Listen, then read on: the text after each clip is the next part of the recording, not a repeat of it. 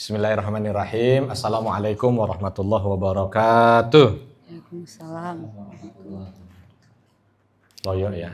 Saya ulangin lagi. Assalamualaikum warahmatullahi wabarakatuh. Waalaikumsalam warahmatullahi wabarakatuh. Alhamdulillah wassalatu wassalamu ala rasulillah ya maba'ad. Ya, biar penuh aja nggak apa-apa lah kita. Semuanya di depan. Tadi pertanyaannya apa sih urgensinya tobat? Coba kalau Ustaz tanya kepada teman-teman. Siapa yang belum tobat angkat tangan? Yang belum tobat? Sejak kecil gitu tobatnya. Hah? Belum tobat sejak kecil. Iya. Siapa yang sudah tobat? 1, 2, 3, 4. Belum kayaknya, jangan ngaku-ngaku. Ya.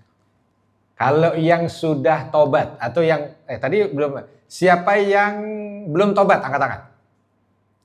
Siapa yang sudah tobat angkat tangan? Siapa yang nggak tahu udah apa belum? Yang nggak tahu sih nggak saya tunjuk ya. Nah yang tadi sudah saya tunjuk. Sekarang kalau yang tadi bilang sudah tobat, kalau Ustaz tanya emang tobat apa? Menurut teman-teman nggak usah pakai cari di Google Map, nggak perlu. Nggak ketemu ya, apa namanya? Google Scholar. Iya gitu ya. Ya misalkan contoh. Nah sekarang Ustaz cuma mau tanya aja, kira-kira menurut teman-teman ini yang sudah tobat tadi itu definisi tobat emang apa sih? Saya yang mau ngomong. Siapa? Ayo, apa tuh definisi tobat? Yang tadi udah tobat. Kalau yang belum tobat nggak usah ngomong. Atau yang tidak tahu definisi tobat ya, atau yang tidak tahu apakah sudah tobat atau belum? Ya enggak. Nah yang tadi angkat tangan kalau dia sudah tobat. Coba ulangi lagi tadi. Siapa yang sudah tobat? 1. Berkurang nih yang tobat.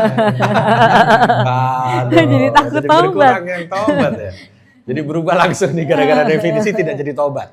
Jadi ada orang itu yang nggak jadi tobat gara-gara definisi. Ditanya definisi dia nggak tahu, dia nggak tobat. Ya gimana Bang Khalid? Kira-kira apa itu tobat? Minta ampunan kepada Allah. Ya. Jadi ketika ya Allah ampuni hamba itu tobat ya. Iya, oke, baik. Siapa lagi? Ada nggak definisi tobat apa? Maira belum tobat kan? Mungkin tambahin kayak menyadari. Sudah tobat apa belum? Insyaallah. Ya ada, coba apa? Kayak menyadari dosa-dosa kita. Menyadari dosa-dosa, terus Lalu meminta ampunan atas dosa tersebut ke Allah. lalu minta ampunan. Saya sadar ya Allah ini dosa, ampuni, gitu ya? Oke. Baik, meminta ampunan, sadar akan dosa, terus akhirnya minta ampunan. Ada lagi? Apa tuh? Apa itu tobat? Itu yang belakang biar nggak ditanyain, akhirnya siap-siap.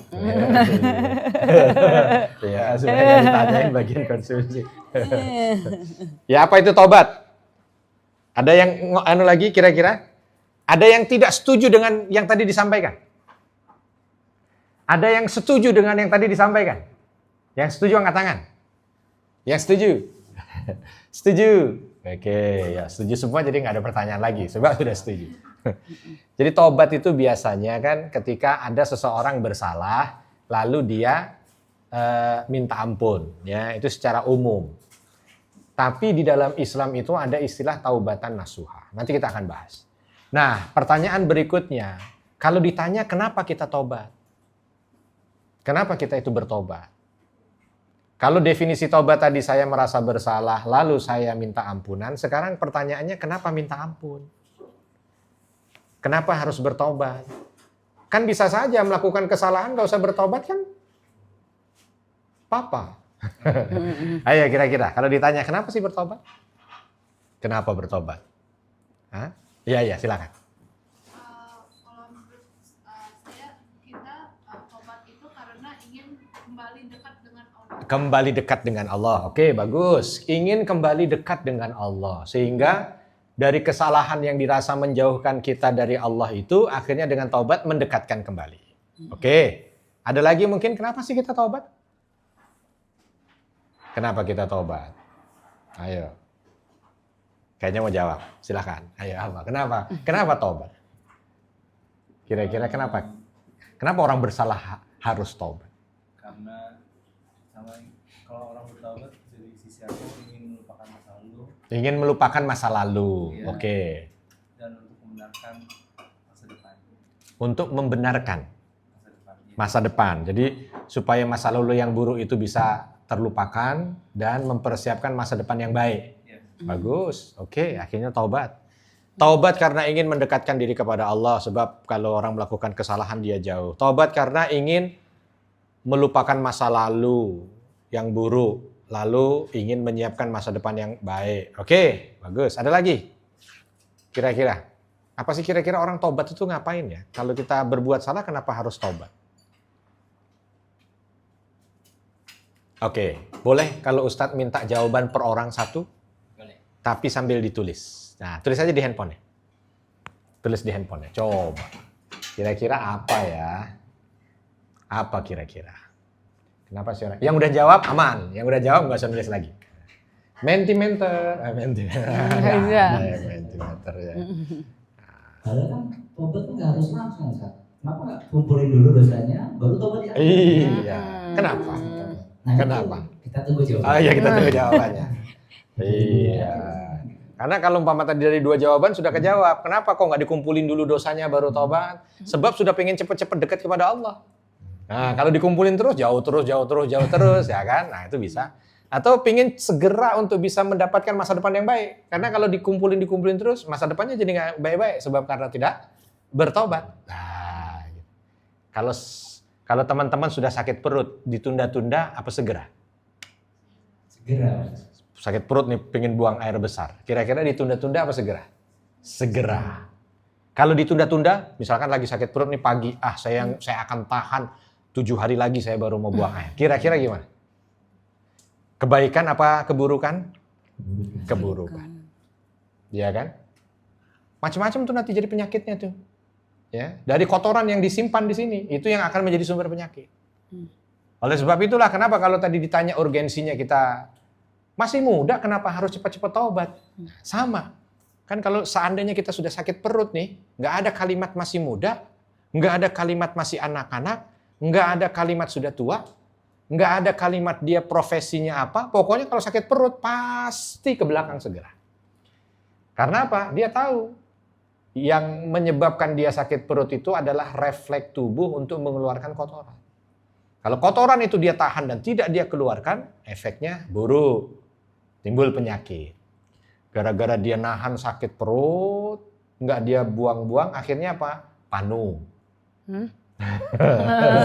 Ya nggak tahu, ini kan contoh. Ya misalkan, ya apalagi sakit mata, terus apalagi, pokoknya timbul tuh penyakit-penyakit, komplikasi. Ya, nah makanya dia harus segera. Jadi nggak ada pertanyaan, kamu masih muda kenapa ke belakang? Ya bingung jawabnya, emang kenapa? Gitu. Satu panggilan tubuh, yang kedua memang ini kotoran. Kalau tidak segera dibuang, dia akan menimbulkan efek yang buruk. Nah itulah dia dosa. Hanya memang dosa ini tidak seperti sesuatu yang sifatnya fisik. Kalau fisik kan kerasa tuh, sakit kepala kerasa, sakit gigi kerasa, ya, sakit kaki kerasa. Tapi kalau dosa rasanya bukan di fisik, bukan di jasmani, tapi rasanya di rohani. Ya, rasanya di jiwa. Jadi ada orang itu yang hidupnya itu sedih terus. Ada orang yang hidupnya itu susah terus. Ada yang dia itu Senin sedih, Selasa kecewa, Rabu was-was, Kemis cemas, Jumat takut, Sabtu bunuh diri. Ya kan hari-harinya isinya begitu terus. Iya kan? Was-was dengan yang akan datang dia terus merasa kenapa kok begini, terus begitu. Pernah nggak teman-teman merasa begitu? Itu dirasakan oleh fisik atau dirasakan oleh jiwa? Jiwa, bukan jasmani, dia rohani. Ya, mau ada orang, saya kok kenapa ya rasanya kok takut terus ini. Was-was, nggak ada orang bilang perbanyak makan ayam goreng, nggak bisa. Karena dia bukan fisik. Ya. Nah itulah dia taubat. Jadi dahsyatnya taubat di sana. Itu jadi hal menarik, Pak Ustaz. Berarti kalau misalnya nih anak muda Menurut siapa? Hah? Menurut siapa menarik? Menariknya, Nah. menurut saya sih. Iya. Menariknya gini, Pak. Iya gimana? Anak muda itu kan suka rasa galaunya banyak nih, Ustaz. Iya galau. Nah itu banyak dosa. Nah, apakah itu? Apakah salah satu kontribusi galau itu dosa Ustaz. Iya, sama. Orang sakit nih, biasanya nih, dia pasti akan ada sesuatu. Kalau pokoknya namanya jiwa itu sama dengan fisik. Rohani itu sama dengan jasmani. Cara deteknya sama. Hanya memang berbeda nama. Kalau jasmani ya ada namanya virus, ada namanya bakteri. Kalau rohani, roh, jiwa itu dosa. Ya. Anda galau berarti ada dosa. Takut dengan masa depan? Ada dosa. Iya, ada dosa. Ingin supaya tidak takut dengan masa depan? Nah, hubungi Madarif Institute. Iya, tobat. Nah, itulah diantaranya. Coba makanya. Tetapi tobatnya harus benar. Karena tobat yang benar itu nanti yang akan sama orang kalau dia ada sesuatu yang tidak benar di jasadnya atau di fisiknya, di jasmaninya. Kalau dia obati dengan benar, sembuh. Cuman kadang-kadang dia tidak obati dengan benar. Sehingga tidak bisa sembuh. Udah ke Ustazah lagi pertanyaannya. Buat Ustazah Nuri. Ustazah. Kak Nuri kan nyebutnya Kak Nuri biasanya. Oh iya Kak Nuri.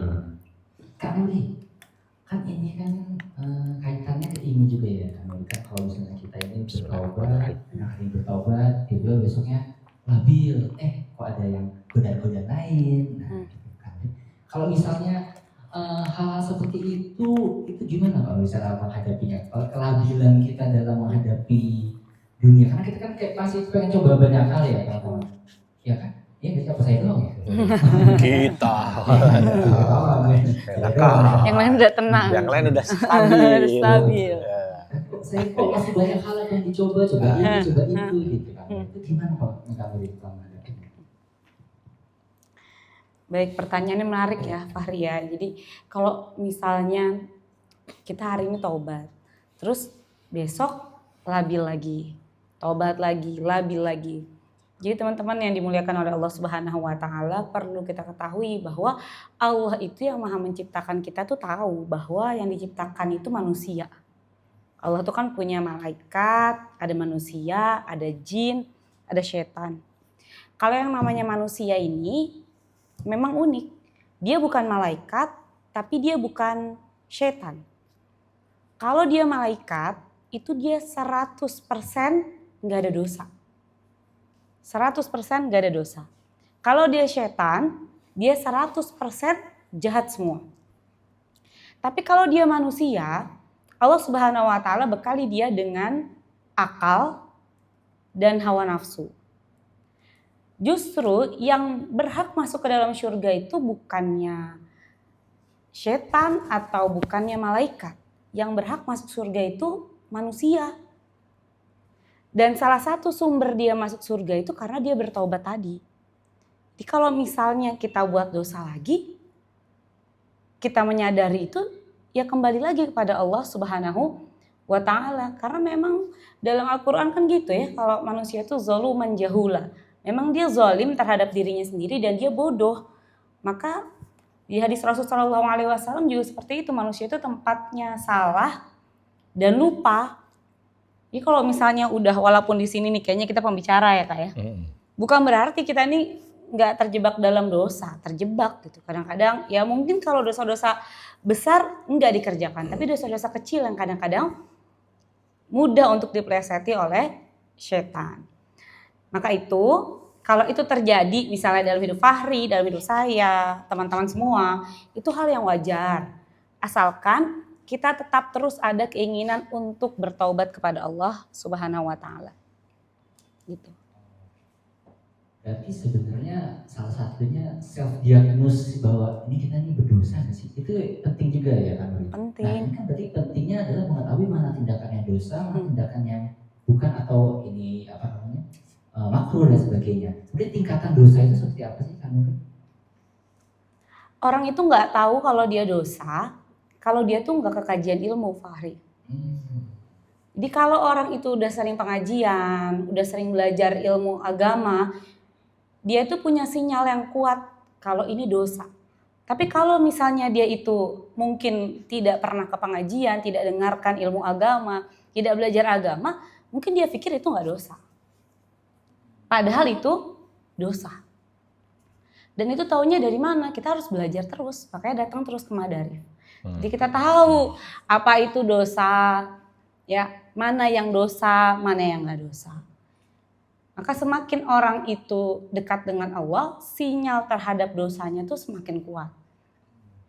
Mungkin kalau misalnya teman-teman yang cewek-cewek nih, dulu belum datang ke pengajian, nggak tahu kalau misalnya ngomongin orang itu dosa. Sekarang mungkin masih kali ya di kampus-kampus atau di mana gitu kan, di pojok-pojokan kantin apa, segala semua diomongin. Dari warna baju, warna kulit, warna rambut. Tapi begitu udah datang ke pengajian, itu mulai berkurang.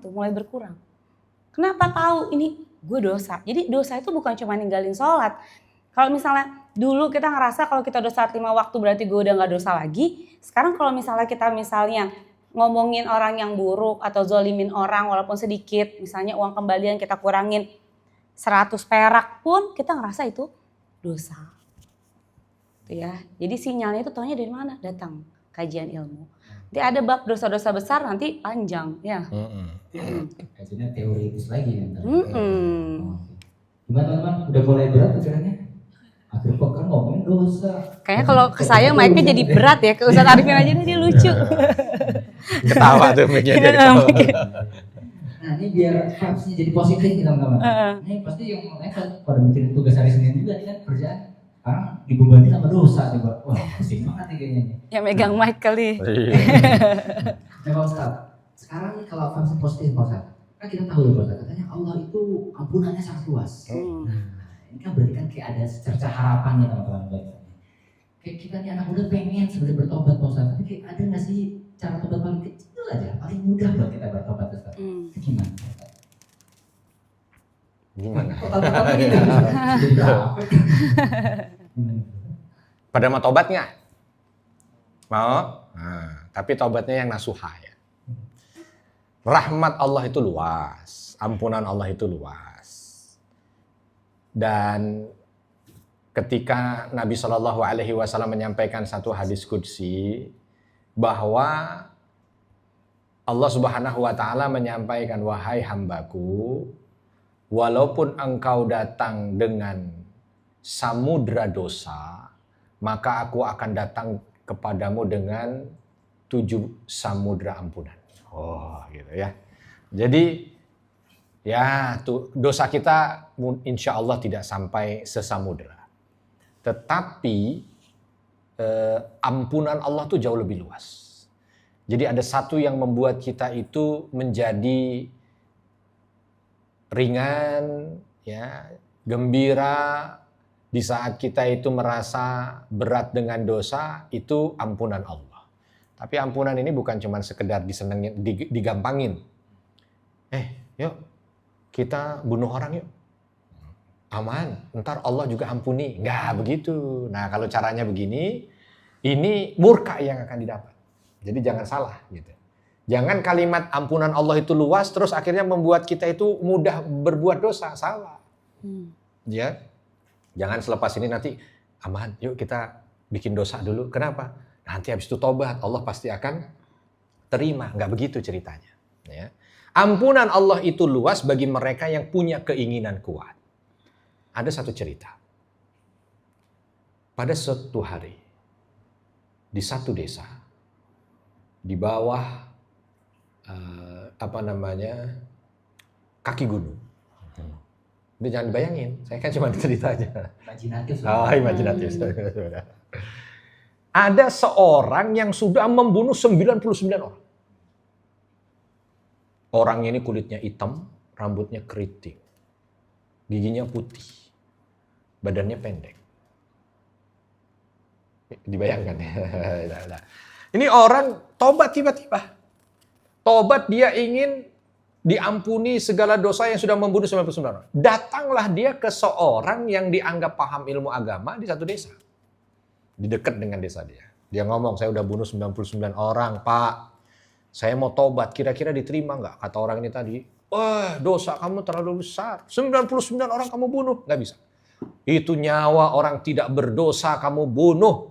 Maka kamu tidak akan diterima ampunan, tidak akan diterima tobat. Langsung dikeluarin pedang, tebas sekali. Wah. Jadi berapa dibunuh?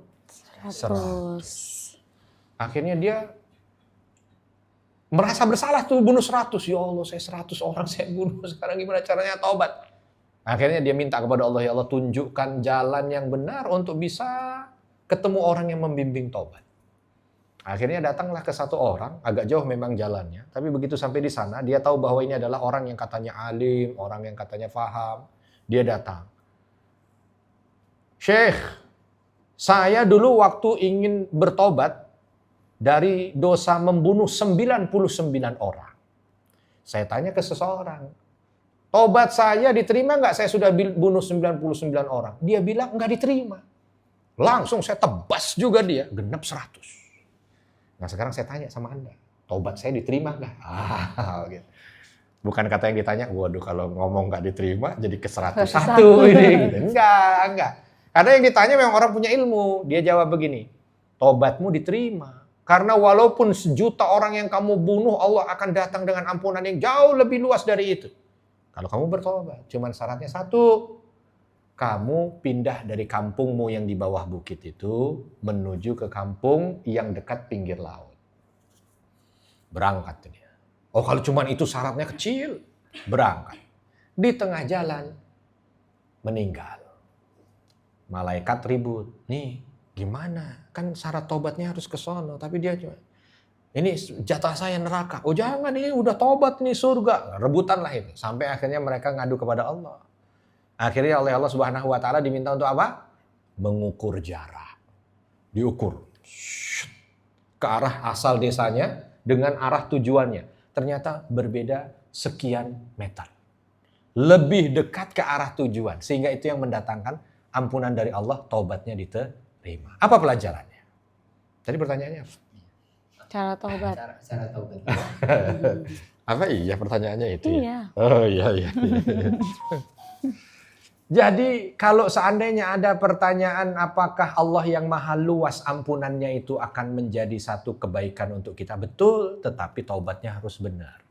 Orang ini tadi, oleh orang yang ahli ilmu ini tadi bukan sembarangan. Dia disuruh pindah bukan karena sekedar cuman disuruh pindah begitu aja, enggak. Ahli ilmu ini tahu desa dia awal itu kalau dia nggak pindah maka akan berpengaruh buruk. Dia akan terus melaksanakan aktivitas keburukannya karena lingkungan yang buruk. Tapi kalau dia pindah ke sana, itu lingkungannya lingkungan baik yang akan mendukung niat taubat dia. Makanya ampunan Allah datang nih model yang seperti ini. Ya, contoh teman-teman. Biasanya kalau sore begini ngapain? Ngapain? Biasanya sore begini. Main IG. Hah? Main apa? Misal contoh. Ya. Ini datang ke tempat yang ada apa? Lingkungan yang baru, lingkungan yang bagus, lingkungan yang positif, lingkungan yang ngingetin kita.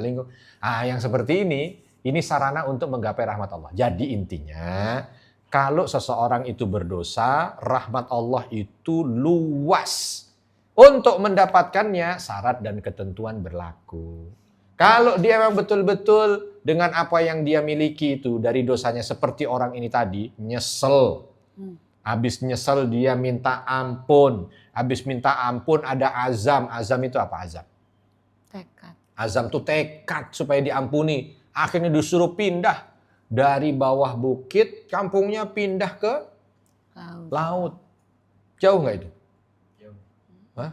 Ya. Tergantung ya. Tapi intinya kan ada upaya kan. Nah yang seperti ini tadi hanya jarak beberapa jengkal saja Allah masukkan dia ke dalam surga. Sebab apa? Rahmat Allah besar. Tapi harus ada hal-hal yang tadi disebutkan. Begitu. Satu hal lagi Ustaz. Benar nggak sih Ustaz katanya kalau kita sebagai anak mudanya kita masih punya orang tua Ustaz. Iya. Katanya berbakti sama orang tua itu bisa jadi salah satu jalan untuk menghapus dosa. Itu benar nggak Ustaz? Iya. Ada kisah lagi. Sebentar, saya ingat-ingat kisahnya. Nah, kepada ibu maksudnya. iya. Jadi ada seorang datang kepada Abdullah bin Abbas. Dia cerita, wahai Abdullah, saya pernah ngelamar seorang wanita. Ketika saya lamar wanita itu, dia tolak. Oke, nggak apa-apa kata dia, ditolak. Tapi begitu ada orang lain ngelamar, ternyata lamaran itu diterima oleh wanita itu. Ada orang ngelamar, ditolak, wajar nggak? Wajar. Orang lain ngelamar, diterima, wajar. Nah, orang yang diterima lamarannya ini oleh orang yang tidak diterima lamarannya, ditunggu di ujung jalan, dibunuh. Nah, di sini nggak wajarnya. Langsung orang ini ternyata yang tadi tanya sama Abdullah bin Abbas, saya tahu lamaran saya ditolak, ternyata orang lain diterima, saya bunuh orang itu. Kira-kira dosa saya ini diampuni nggak? Abdullah bin Abbas nggak jawab diampuni atau tidak diampuni. Tapi Abdullah bin Abbas malah tanya, ibumu masih hidup nggak? Ibuku? Ibuku udah meninggal. Oh, kalau begitu beramal solehlah kamu. Insya Allah kamu diampuni. Jalan. Balik lagi nih. Sebentar, saya tadi kan tanya diampuni apa nggak diampuni. Kok nanya-nanyain masalah ibu saya? Emang ada apa? Abdullah bin Abbas bilang, karena dosamu itu terlalu besar. Dan aku rasa tidak ada yang mampu dari amal soleh mempercepat supaya dosamu diampuni kecuali bakti kepada orang tua. Makanya saya tadi tanya, kamu masih punya orang tua nggak? Kalau punya, kalau tadi kamu jawab punya, saya minta kamu balik ke orang tuamu, bakti sama orang tuamu. Ini adalah cara tercepat menghapus dosa. Tuh. Ya. Jadi kalau ada sakit kepala tuh biasanya ada obat dosis tinggi. Yang ketika dia minum, langsung tuh kepala hilang. Meninggal. Contoh ya. Orang seperti itu, Ustaz. Efeknya langsung. Bagaimana? Nggak tahu. Iyalah, kan tadi udah saya bilang. Iya, jadi teman-teman masih punya orang tua semua nggak? Masih. Siapa yang orang tuanya 3? Ya mungkin ada. Iya, mungkin orang tua satu udah meninggal, terus ada orang tua sambung kan berarti orang tuanya 3. Ya yang normal aja. Siapa yang orang tuanya masih hidup dua-duanya? Oke, semua ya mayoritas ya. Yang sudah meninggal. Naya, aduh. Coba. Kayak ngeri Minum ya. baba water. Iya. Masih hidup di hati. Yang 31. Atau yang masih satu? Masih satu. Alhamdulillah. Yang tidak ada sama sekali. Kan berarti kan artinya semua masih punya orang tua ya. Jadi tadi bagus tuh pertanyaan. Kalau ditanya, saya mau tobat. Oke, tobat. Kalau tobat berarti nyesel dari dosa. Jangan bangga-banggain dosa. Ya, ada orang itu banyak salah ketika dia sudah tobat, tapi dosa yang pernah dia lakukan, dia bangga-banggain, dia ceritain ulang. Itu nggak boleh. Dulu kalau gua nih peminum. Gitu. Orang lain cuma minum 1 botol, mabok. Gua mah 1/3 botol mabok. Gitu contoh ya. Lebih mabok lagi malah. Gitu lebih mabok. Tapi intinya lah kalau ada seseorang yang dia malah justru bangga dengan dosa yang pernah dia lakukan. Ya. Dulu saya bandar judi, nggak usah diceritain. Ya. Dulu saya bandar narkoba, nggak usah diceritain. Ya. Itu Allah tidak suka. Makanya walaupun dulu saya bandar narkoba, dicari polisi, nggak ketangkap-tangkap. Nggak usah diceritain. Ya. Nah, kalau ternyata punya dosa, syarat satu nyesel. Jangan gembira dengan dosa. Nyesel. Yang kedua, tadi minta ampun kepada Allah. Yang ketiga, azam. Azam ini tekad ini dibarengi dengan usaha-usaha lain. Tadi, misalkan cari lingkungan yang baik. Ya, atau kemana? Ke orang tua. Nah, gitu. Gitu kurang lebih. Berarti kalau misalnya Ya, Kak Nuri. membicarakan dosa untuk pembelajaran bagi orang lain itu gimana konteksnya? Atau bukan Nuri? Konteksnya gimana? Ketika dosa itu ada ya yang menjadi pembelajaran? Apakah ada tahapan apa sih sebenarnya itu boleh? Gitu? Untuk pelajaran orang lain kita ceritain dosa kita. Harusnya sih bagusnya ya kalau memang kita nggak usah nyebut itu kita yang ngelakuin tuh lebih bagus lagi.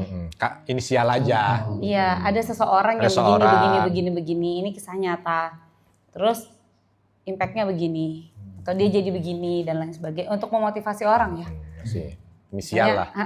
Mungkin ada seorang yang dulu durhaka sama orang tuanya, lalu dia bertaubat, lalu dia sekarang sayang banget sama orang tuanya, terus rezekinya lancar misalnya. Yang seperti itu. Jadi kalau bisa sih nggak usah disebutkan itu kita.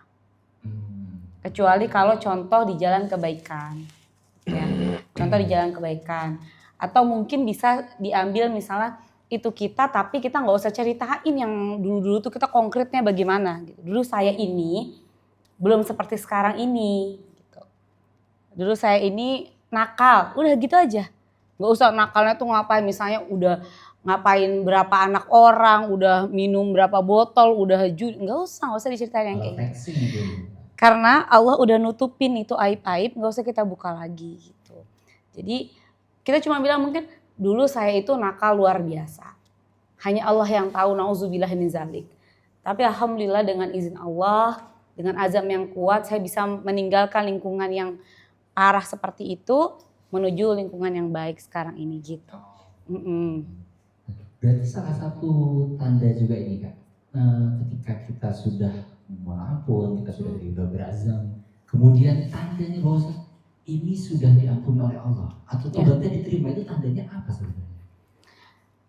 Mungkin fisik nggak ada tanda ya, mungkin dilihat kali, mungkin wajah ya bisa kelihatan ya. Ya sebenarnya orang itu kalau diterima taubatnya sama Allah itu, kalau dosa dia itu sudah diampuni oleh Allah Subhanahu wa taala, dia akan mudah atau ringan melakukan hal-hal yang baik. Jadi amal soleh, satu amal soleh itu dia akan punya pancingan untuk melakukan amal soleh yang lain gitu. Kalau misalnya dia itu benar-benar misalnya, ya Allah saya taubat, saya nggak mau lagi ninggalin sholat 5 waktu.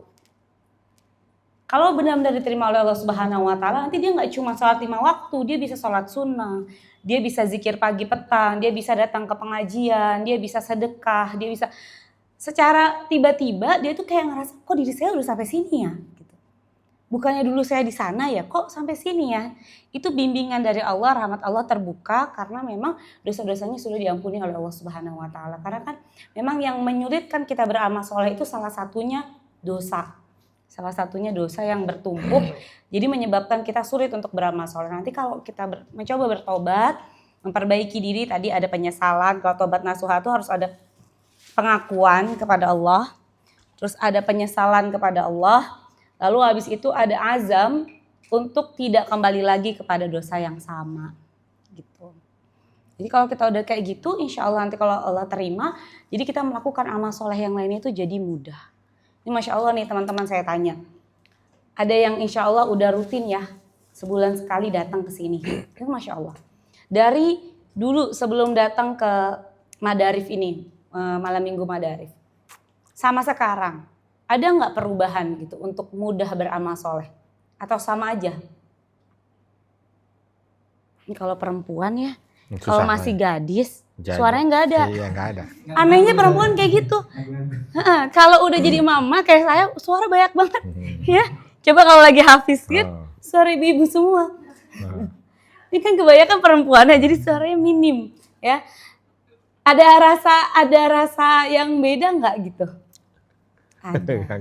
Makanya kalau lamaran itu nggak harus dia jawab iya ya Mas Fahri ya. Jadi dia begini aja deh udah. Karena itu bedanya anak gadis sama mama. Kalau mama tuh langsung suaranya kenceng berapa oktav, kalau masih gadis pelan gitu. Jadi ada ya perasaan beda ya. Gitu Mas Fahri. Pikirannya kemana-mana nih langsung nih. Iya. Tadi lamaran. Oke, Mbak Fahri. Tuh kan langsung ditelepon. Nah, ayo. Tahuan deh. Laki kok Mas. Oh, aman. Mengerikan malahan. Enggak. Nah, ini kan tadi hubungannya ke ini penerimaan taubat kita. Ada yang bilang katanya kalau kita berbuat dosa ke orang itu, maksudnya menyakiti hati orang, itu kita harus minta maaf dulu ke orang itu, baru kita bertobat ke Allah. Ini gimana konsepnya? Nah, bagus pertanyaannya, Masya Allah. Jadi dosa itu ada 2. Dosa kita kepada Allah, yang cuman kita dengan Allah Subhanahu wa taala, cara bertobatnya kayak yang tadi. Ada dosa kita yang menyakiti hati orang lain atau menzolimi orang lain, baik menyakiti hatinya maupun mengambil hartanya.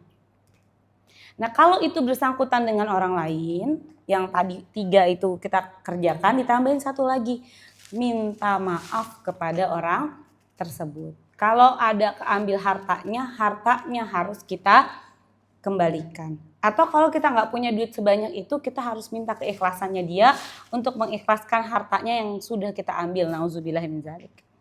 Begitu. Tapi kalau nanti ada dosa gibah beda lagi nih Mas Fahri. Saya langsung jelasin aja nih, banyak ceweknya ya. Karena beda. Iya. Saya udah berapa hari sariawan mulu. Mungkin belakangan ini banyak gibah. Enggak. Kelihatan pada sariawan semua sih. Ternyata sariawan semua yang perempuan ya. Jadi kadang-kadang Allah tuh mengurangi dosa kita dengan penyakit ya. Jadi gini ya, kalau dosa gibah itu caranya gimana?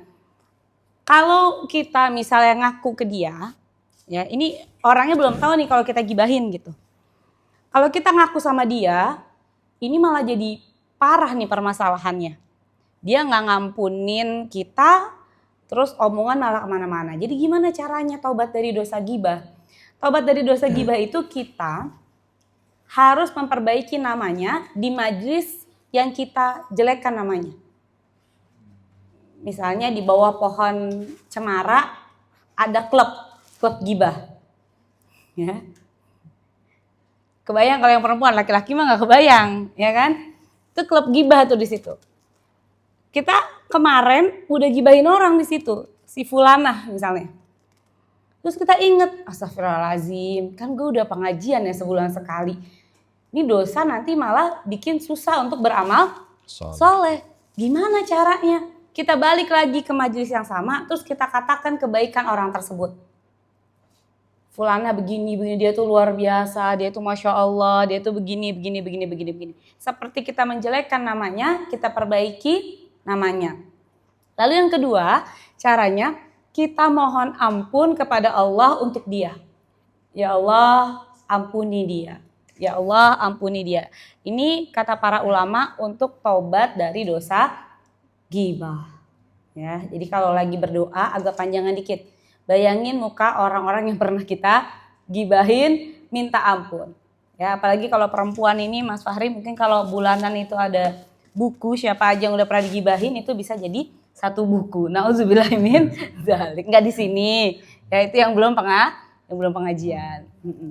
Tadi bilang gibah di bawah pohon cemara, saya bayang Golkar jadi kan Riri. Pohon beringin. Beringin dong. Bukan orang Golkar ya. Golkar.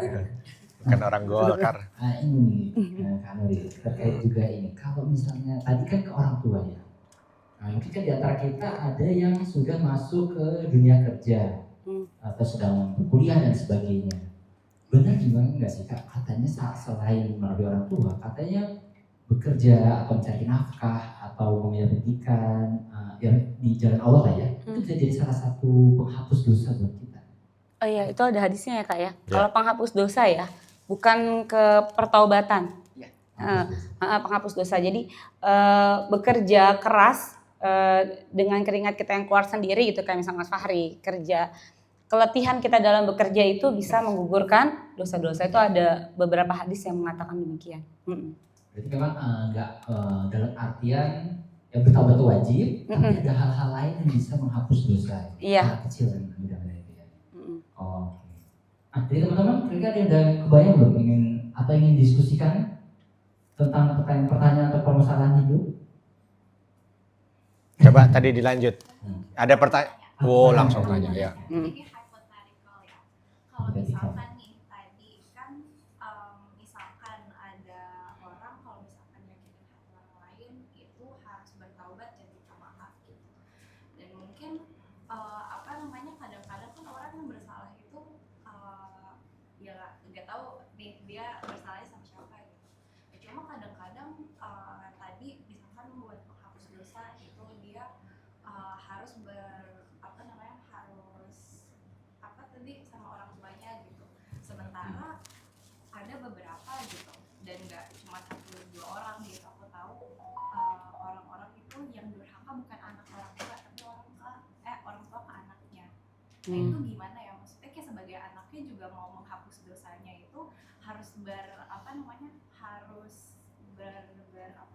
sama orang tuanya gitu, berbakti sama orang tuanya, sementara yang menyakiti dia dan lain-lain itu orang tuanya.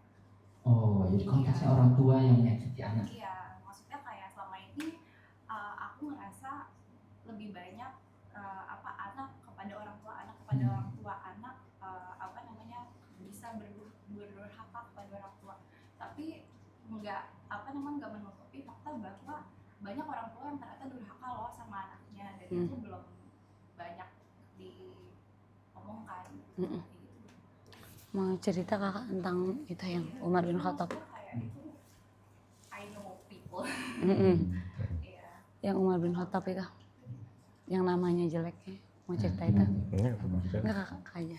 Yang namanya jelek. Ya gitu loh, yang kotoran namanya itu loh. Yang orang tua kamu telah durhaka karena ngasih nama jelek gitu loh. Oh, yang mana ya? Saya gitu. Iya. Gak apa, muka di dulu dah. Ya, jadi begini, memang kalau dalam agama itu seimbang ya.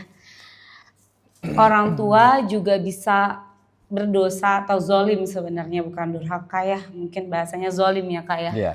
Kepada anaknya, dan anak bisa durhaka kepada orang tuanya. Tapi sebelum saya bahas yang itu dengan Ustadz Arifin, yang orang tua yang zalim kepada anaknya, itu juga ada beberapa kisah. Tetapi ada dalam satu hadis dalam Adabul Mufrad, kitab Adabul Mufrad itu, ada yang pernah bertanya kepada Rasulullah SAW gitu ya. Orang tua saya menzalimi saya, wahai Rasulullah. Apakah saya harus berbakti kepada dia?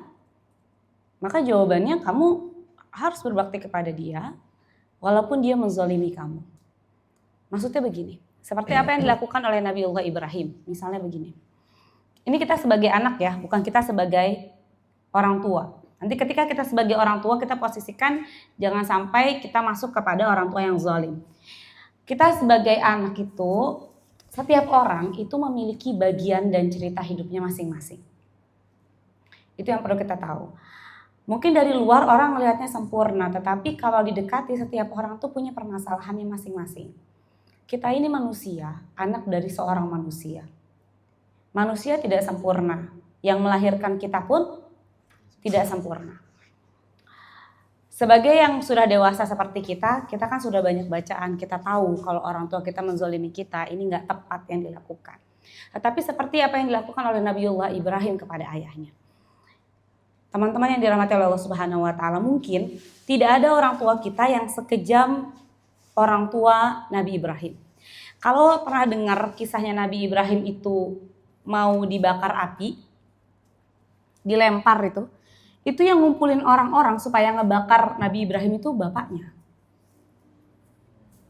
Tapi kan kita yang nggak boleh patuh ke orang tua itu ketika dia mengajak kita menyekutukan Allah. Maka ketika bahasanya Nabiullah Ibrahim, walaupun ayahnya itu membuat orang lain itu mau membakar beliau, masih wahai ayahku sayang, ya abati, ya abati. Jadi nasihatnya itu masih ya abati, wahai ayahku sayang, wahai ayahku sayang.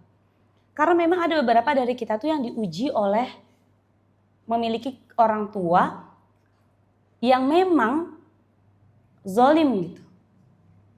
Diuji dengan hal yang seperti itu. Bukan Allah Subhanahu wa taala itu pengen menyiksa kita, bukan. Tapi kalau kita lihat dari takdir Allah Subhanahu wa taala yang seperti itu, berarti Allah itu kan gak akan muji kalau kita gak sanggup.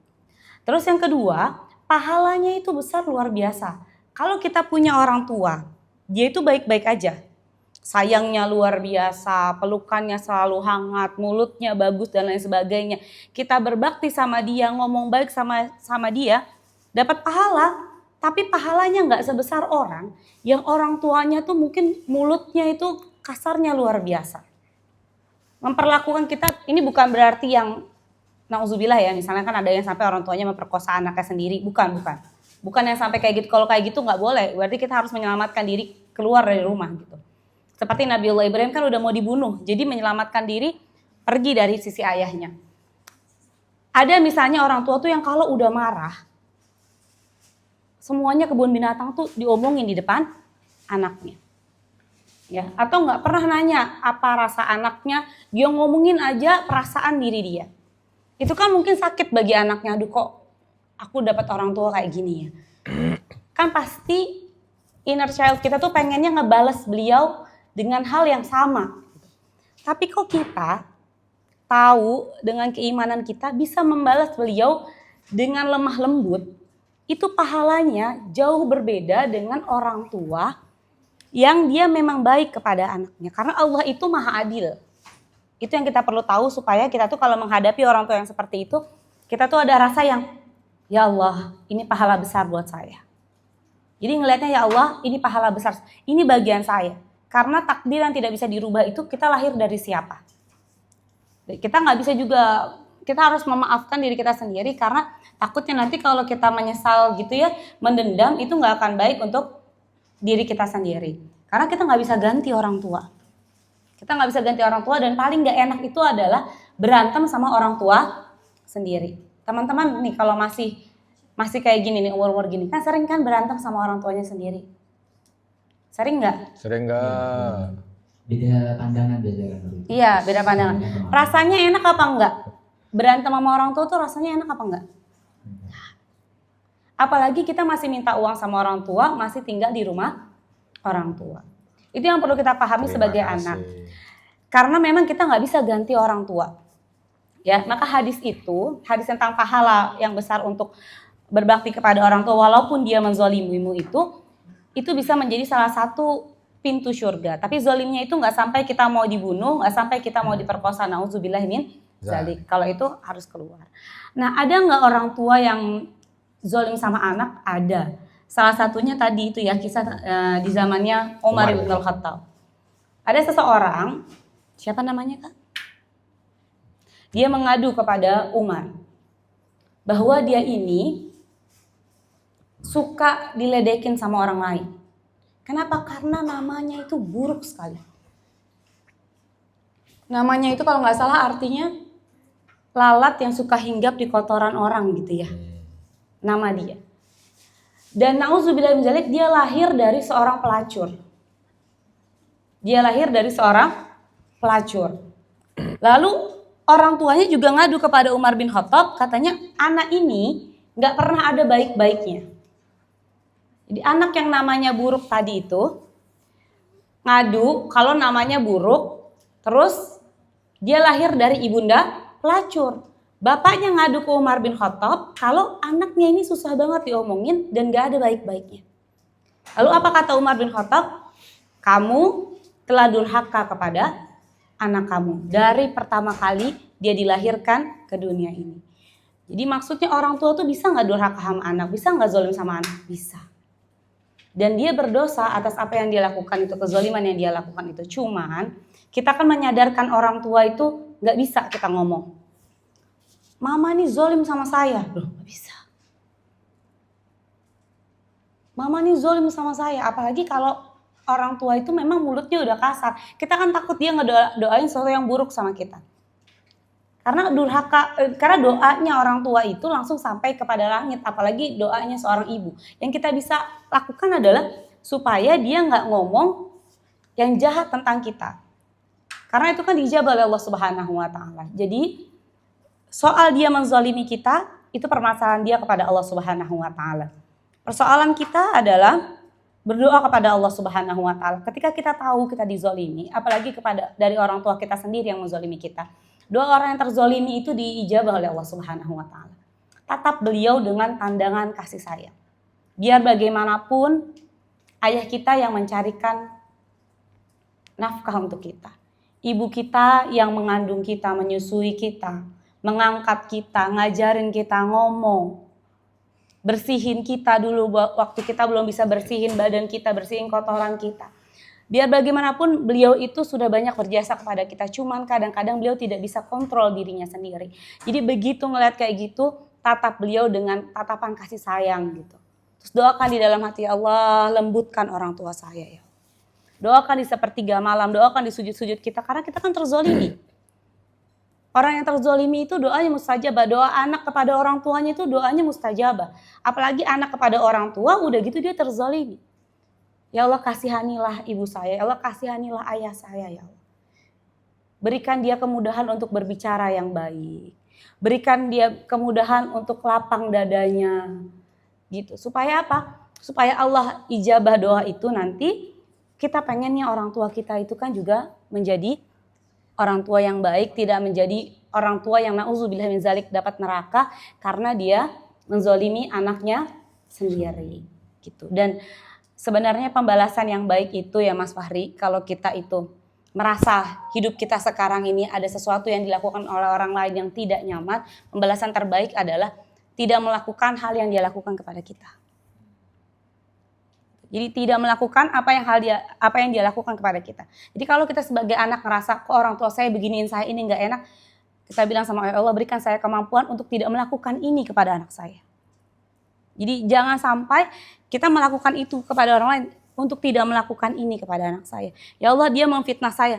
Ya Allah, berikan saya kemampuan untuk tidak melakukan ini kepada orang lain. Gitu. Jadi gitu ya. Gimana Karin? Ada lagi pertanyaannya? Silakan. Iya. Apa dari dua pertanyaan? Yang pertama itu, apakah dosa yang berbeda itu juga cara taubatnya juga berbeda? Misalkan kadang-kadang ada dosa yang kita karena kesalahan satu kali, misalkan ketiduran terus kelewat subuh gitu, itu kan dosa sekali, mungkin astagfirullahaladzim kita langsung ini gitu. Tapi kan ada juga dosa yang mungkin kita udah tahu kalau itu misalkan dilarang atau syubhat atau gimana gitu, cuman kita itu dosa yang berulang, maksudnya kita kayak aduh kayaknya gue belum sampai situ deh gitu, jadi kayak masih dilakukan gitu. Ada perbedaan nggak antara taubat atas dosa yang dilakukan atas kayak ketidaksengajaan yang sekali, yang kayak yang ketidaksengajaan yang sekali yang bukan yang diniatin, sama dosa yang mungkin kesannya udah jadi agak kayak pola gitu, tapi maksudnya kita mau berubah, cuman dosa itu tuh udah jadi pola gitu sebelumnya gitu. Misalkan apa ya, misalkan nggak mungkin nggak separah judi, misalkan gini, misalkan kita sebisa mungkin menjaga interaksi Judi sama online. artis, cuman kadang-kadang kalau misalkan di acara-acara ini terus harus kayak kenalan terus Salaman gitu kita udah tahu itu sebenarnya enggak gitu, cuman tuh kadang-kadang masih yang kayak aduh ini nggak sopan lagi kalau kayak gitu-gitu. Itu kan dosa juga, cuman kan jatuhnya udah agak kayak pola gitu loh, bukan dosa yang sekadar kayak aku kesiangan terus misalkan kayak astagfirullahaladzim subuhnya terlambat kayak gitu-gitu. Jadi kayak ada perbedaan nggak antara jadi kayak apakah dosa yang berbeda itu ada cara taubatnya yang berbeda juga. Kamu jawab. Ya. Cara Gantian. yang berbeda, taubat yang berbeda. Mm-mm. Gimana? Mikir kan? Minum Mas. Minum dulu. Biar pada nggak. Masya Allah, saya kalau pertanyaan dari anak muda itu kritis-kritis ya, Masya Allah. Kalau pertanyaan ibu-ibu tuh Cek. kadang-kadang standar. Ayo, gimana Mbak? Ini dosanya beraneka ragam. Apakah tobatnya juga beraneka ragam? Tobat bukan bumbu masakan. Jadi tobat itu juga bukan seperti obat sakit jasmani. Sakit kepala pakai Panadol, sakit flu pakai Bodrek. Nah, Pusing. Oh iya. belajar kedokterannya di Bodrek flu mana? lah, gitu ya. Enggak begitu. Mungkin di pikiran kita kan ini saya habis terlambat sholat, tobat. Nanti kalau saya melakukan dosanya yang kayak tadi, misalkan salaman dengan lawan jenis, tobat lagi apa beda ya? Enggak. Tobatnya sama. Prinsipnya tobat itu minta ampun. Yang paling ringan kalimat astaghfirullahaladzim. Itu paling ringan. Sudah. Ya kalau dirasa mungkin kapasitasnya jadi tambah. Misalkan contoh, salamannya sama Fahri. Mungkin dosanya agak tinggi. Astagfirullahnya 99 kali. Astagfirullah gitulah gitu. Artinya tingkatannya itu pada tingkatan minta ampunnya. Ya, tingkatan pada minta ampunnya. Makanya nanti kalau ditanya dosa besar dengan dosa kecil, tobatnya beda enggak? Enggak ada ritual dia harus mandi dengan 7 air sumber apa segala. Enggak. Islam enggak begitu. Islam tuh simple. Jadi kalau bicara tobat, ya tobat ini tobat untuk semua jenis dosa. Ya sudah, yang paling ringan istighfar, astagfirullah. Lalu nyesel, lalu azam tidak mengulangi. Azam itu tekad juga untuk bagaimana caranya supaya menjadi lebih baik. Gitu. Contoh misalkan bangun kesiangan, lalu dia langsung begitu bangun, astagfirullah. Begitu. Jangan alhamdulillah, ya astagfirullah. Terus langsung dia sholat. Ya udah begitu. Ya terus azam besok jangan terlambat lagi. Nah, akan beda kalau umpama hari Senin terlambat, astagfirullah. Selasa, astagfirullah. Rabu, astagfirullah. Nah, ini namanya bukan tobat. Ya, tapi ini namanya menikmati. Kelihatannya kalimat lisannya astagfirullah, tapi sebenarnya hatinya besok nggak apa-apa dah, istighfar lagi. Nggak begitu. Termasuk tadi yang udah kayaknya sebuah pola. Salaman Ya, lagi. harus begini lagi, nggak bisa. Ya kalau kita udah tahu itu adalah sebuah kesalahan, jangan dijadikan pola, nggak boleh. Ya, sebab itu yang akan bahaya. Entah kapan pasti akan kena bahayanya. Ada satu perempatan yang dia itu mungkin kalau malam sepi, tapi lampu lalu lintasnya tetap nyala. Iya kan? Begitu nyampe di perempatan itu, lampunya merah. Tengok kanan kiri, Fahri nggak ada orang, kosong. Terus melaju, ya kan? Besok lagi, begitu lagi, jangan salah, akan ketemu nanti masanya. Begitu dia nyelonong, tiba-tiba di depannya polisi. Nah, gitu kan? Atau apalah, entah polisinya lagi tidur atau polisinya apa, ya, tapi ada polisi. Jadi artinya kalau sudah dilarang oleh Allah, jangan bikin pola dah untuk bisa dijadikan sebuah kebiasaan. Oke, sekarang enggak, besok tunggu. Ya, besok tunggu. Nah, makanya apapun bentuknya, kalau sudah kita tahu ini dosa, ya, ataukah ini perbuatan maksiat, lebih baik kita harus merubah. Jangan kita ikut arus. Untuk mengikuti apa yang terjadi enggak, ya kita harus punya sikap. Ya, kadang-kadang orang dengan kemaksiatannya berani bersikap. Kenapa kita dengan keimanan kita tidak berani bersikap? Gitu kan? Nah, kalau ada yang nggak hafal mana dosa kecil, mana dosa besar, intinya kalau dosa itu, kalau kata Nabi, apa yang tidak disukai di hati kalau ketahuan orang. Itu diantaranya lah. Ya, contoh nyolong, kan nggak, kalau ketahuan nggak suka kan ketahuan nyolong. Ya, ketahuan ngegosip, kita punya temen, terus di belakang dia kita ngegosip, tiba-tiba dia tahu, kira-kira hati kita seneng apa enggak? Enggak. Nah, ada rasa enggak suka tuh sebenarnya itu salah satu, enggak satu-satunya ya, salah satu sinyal. Karena ada orang-orang sekarang ini, akhir zaman ini parah. Dia melakukan dosa, enggak ada tuh rasa di hati, tapi justru malah dia bangga dengan dosanya. Wah, ini udah terlalu rusak hatinya. Ya, kalau umpama hati sudah terlalu rusak, ya dia tidak bisa lagi masuk dari kategori itu, ya, masuk dari kategori hati. Nah, ini yang sinyal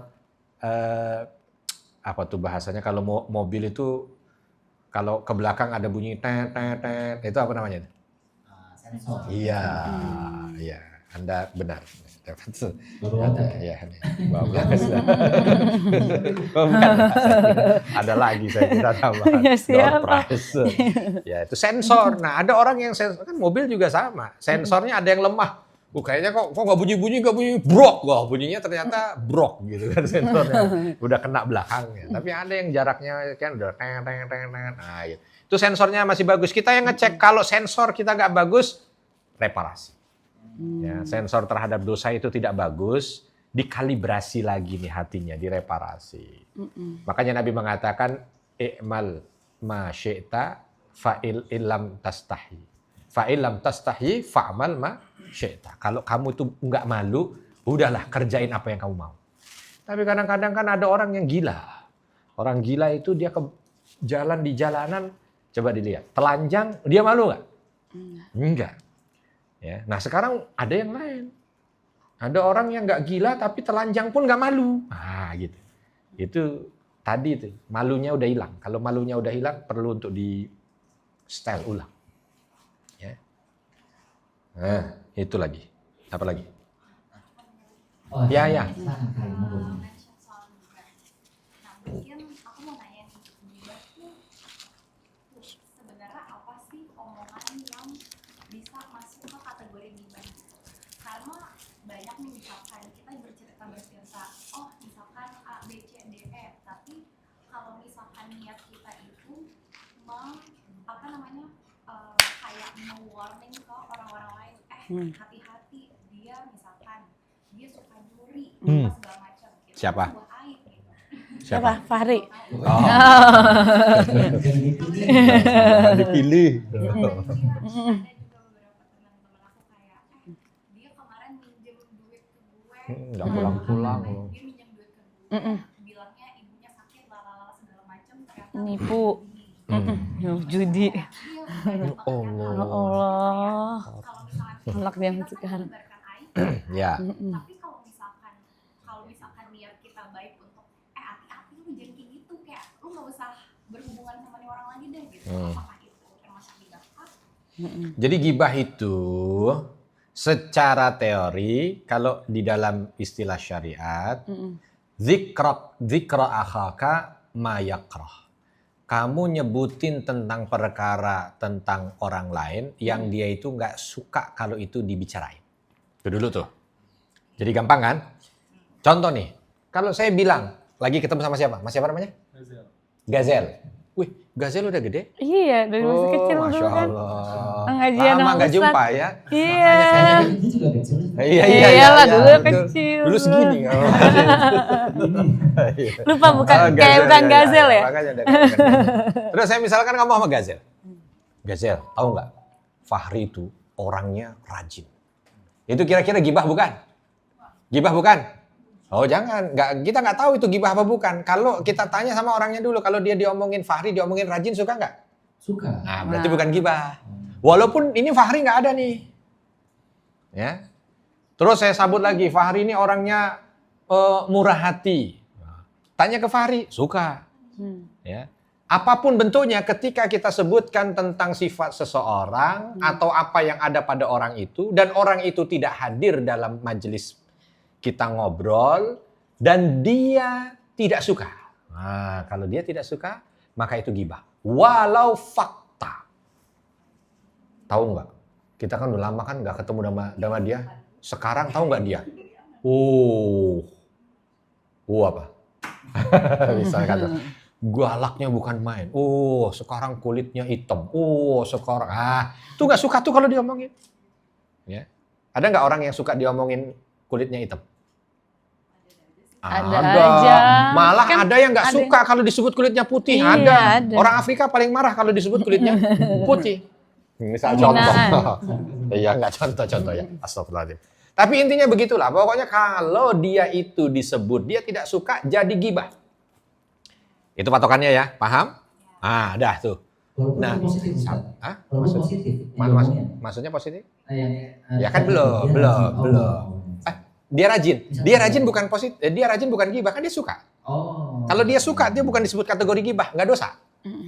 Ngomongin orang baik-baiknya aja, nggak dosa. Makanya nanti kafarotnya kalau udah ngomongin orang, kan kita tobat nih dari ngomongin orang. Contoh misalkan, ya Gazel ngomongin siapa namanya? Fai. Ya, Gazel Rifai ya. Nah, Gazel ngomongin Rifai, ngomonginnya ke Fahri. Ya. Jelek tuh. Nah, kafarotnya nih supaya nanti Gazel itu bisa, kan nggak usah ngomong, mohon maaf ya kemarin saya mau dibawain situ. Itu ya. Misal contoh berat nih, kalau bisa nggak apa-apa bagus. Tapi kalau nggak bisa, bahkan akan timbul madharat yang lebih besar. Ada kafarotnya apa? Gazel ngomongin Gazel ngomongin Rifai yang baik-baiknya. Kemarin ngomongin dia pelit, ngomongin dia gantian deh kalau gitu sekarang ini. Orangnya baik gitu. Nah, terus kalau ada kasus gimana kalau yang kita bicarakan itu kalau dikasih tahu ke orangnya pasti orangnya nggak suka, tapi ini dalam rangka untuk memberitahu agar orang lain tidak terkena keburukan yang sama. Boleh atau tidak? Boleh dengan syarat. Satu, berita yang kita akan sampaikan itu bukan dari kabar-kabar yang nggak jelas. Ya jangan. Kata orang, nggak boleh itu kata orang. Dia kalau dipinjemin nggak bayar, nggak boleh. Harus kita berarti itu yang punya bukti. Kalau kita yang sudah real betul kita kena buktinya dan kita tahu nih gelagatnya akan seperti itu, lindungi. Jangan ke sono. Saya mau ke rumah mbah itu tuh. Kenapa emangnya? Ya, saya sakit kata orang kalau ke sana sembuh dan kita tahu dia dukun. Bukan berarti aduh saya mau ngomongin tapi takut gibah ya. Enggak, kalau itu omongin supaya orang itu tidak kena buruknya. Nah, gitu. Tapi bukan dengan hal yang sifatnya masih praduga, nggak boleh, harus real. Kalau real boleh karena kita menyelamatkan. Ya, itu tidak masuk dalam kategori gibah. Artinya ngegibahin politisi boleh? Pernah tidak Misalnya, kamu lah. pernah tidak syaratnya ada tadi. pendukung Pakmu Iya, loh. kamu siapa? Syaratnya itu berita burung, kabar-kabar yang cuman lewat atau kita sendiri. Kalau berita yang nggak jelas apa segala macam, masuk lagi, Bang. Oh. Cuman kalau saya sendiri nih, kamu tuh, saya ini teman dekatnya, tahu persis ya itu lain ceritanya. Nah, itu valid A1. Tapi kalau masih A2, A3, A5, A7, A9, apalagi A100, nggak boleh. Jaga lisan, jaga hati. Nah, itu yang paling penting ya. Gimana Karin, sudah terjawab tadi? Nah, dari teman-teman yang lain ada yang ingin diskusi? Oh, silakan. Semakin panas, semakin panas. Untung nggak ada es teh. Waduh, ada teh. Siapa yang pesan es teh ini? Oh iya, waalaikumsalam warahmatullahi wabarakatuh.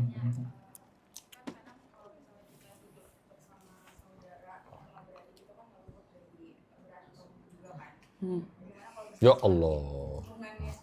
Fahri sama kakak berantem. Kira-kira kalau misalnya kakak beradiknya itu dalam keadaan tidak baik-baik aja dalam jangka waktu yang udah lumayan panjang banget kayak bertahun-tahun nggak mau akur juga, itu gimana cara menyikapi kita sebagai saudaranya yang lain?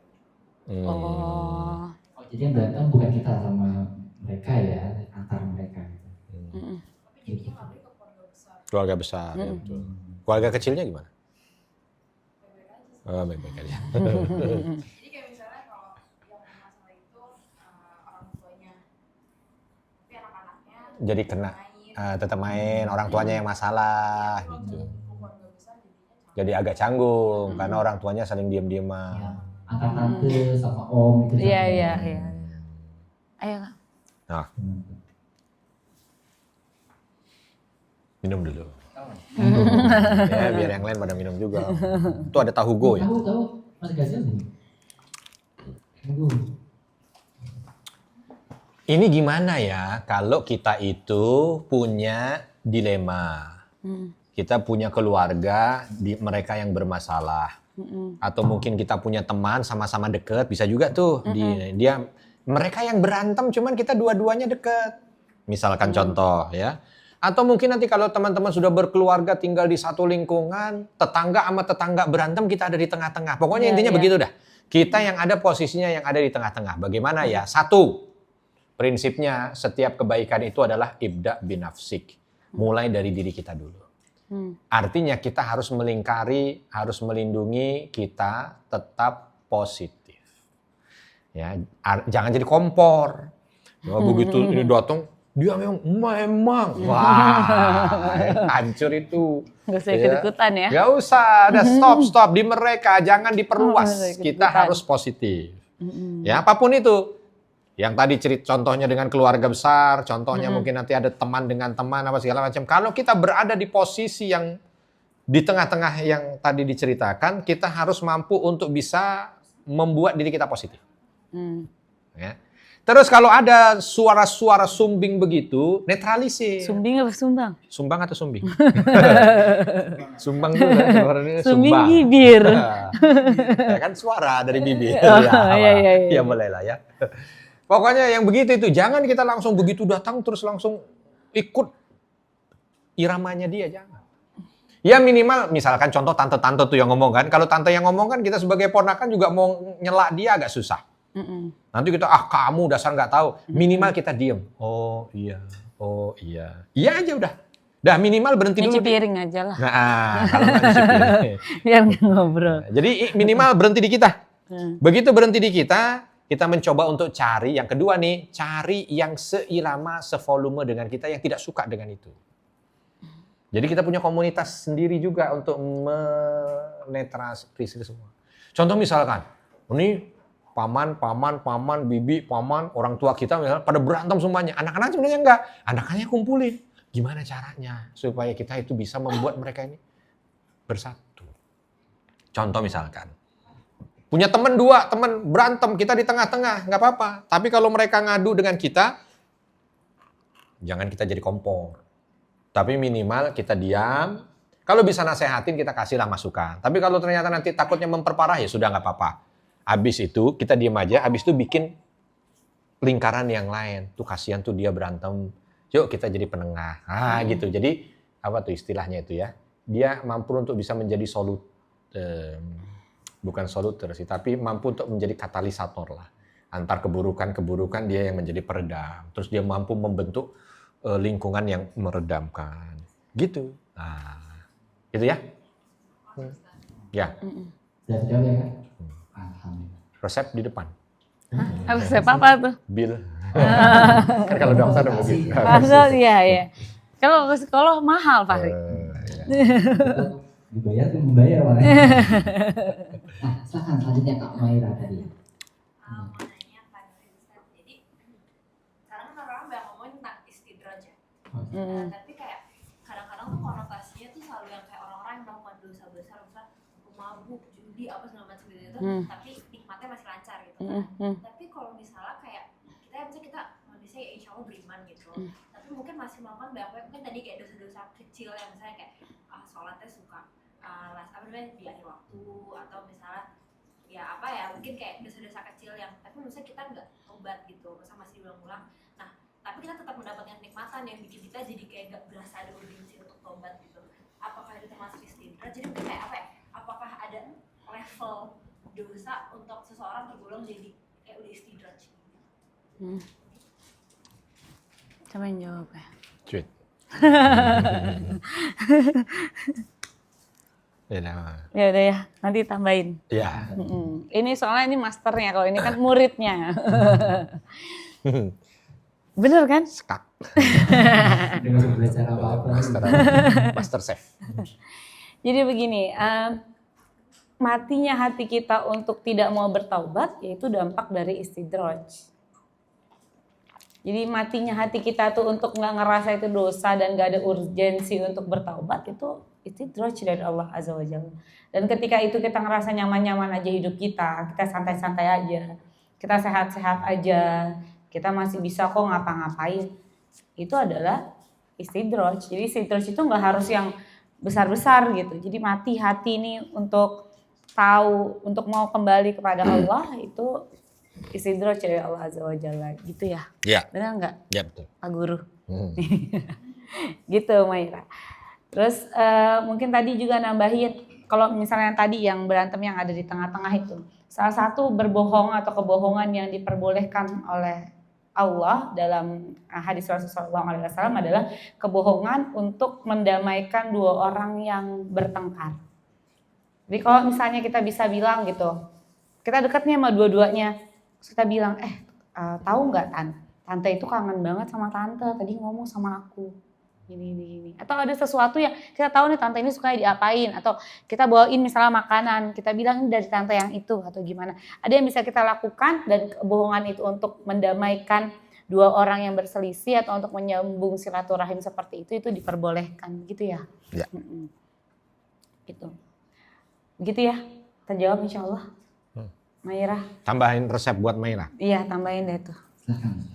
Kalau orang tuh melakukan satu perbuatan yang ada nilai dosanya, terus hatinya mati, tidak merasa bahwa itu adalah perbuatan dosa, maka hati ini yang harus diperbaiki. Gimana caranya? Tadi memperbanyak kalimat istighfar.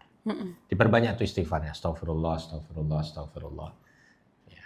Perkara-perkara yang bisa melembutkan hati diperbanyak. Perkara yang bisa membersihkan hati diperbanyak. Yang melembutkan hati, ya, diantaranya selain istighfar mungkin dengan baca Al-Quran, datang ke pengajian, ya, lalu membantu orang lain, ya, karena membantu orang lain itu melembutkan hati. Dan mungkin juga bisa sesekali melihat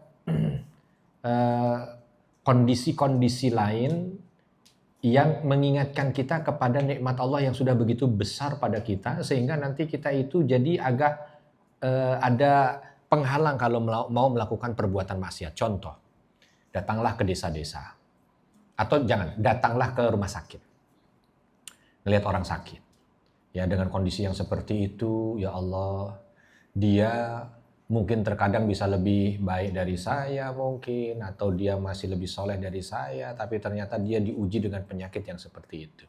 Sedangkan saya masih diberikan kesempatan untuk seperti ini. Nah, gitu. Nah, jadi yang seperti itu bisa melembutkan hati sehingga kita, aduh, contoh misalkan kayak dulu Ustaz, pernah diundang untuk ngisi pengajian yang semuanya tunanetra. Semuanya tunanetra. Peserta pengajiannya itu buta. Buta semuanya. Itu lain. Ya. Suasana ngisinya itu lain. Dari awal sampai akhir tuh rasanya pokoknya pengennya nangis saja. Karena mereka ada yang ngomong kami datang dari Bogor, padahal acaranya di Cipinang waktu itu. Kami datang Ustadz dari Sukabumi, kami datang dari ini. Oh, yang dia suami sama istri bisa ketawa, gembira di tengah keterbatasan yang mereka miliki, nggak usah bicara harta deh, rumah mereka seperti apa, orang jalan aja susah, ya kan? Tapi dia bisa tuh gandengan berdua apa segala macam. Sampai ada yang tanya dia waktu itu, Ustadz tadi cerita tentang indahnya surga, karena ceritanya tentang surga tuh.